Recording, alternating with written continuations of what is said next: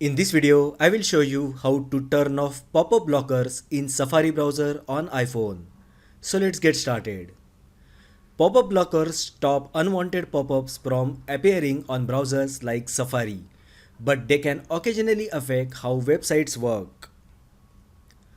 Now first open Settings app on your iPhone. Now scroll down and find Safari.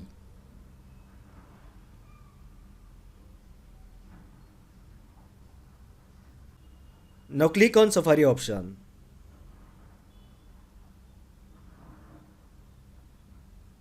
Now scroll down and under General section, you will find option Block Pop-ups with toggle button.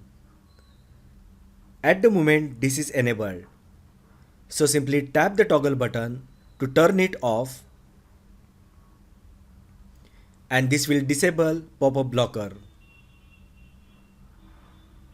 So that is how you can turn off pop-up blockers in Safari browser on iPhone.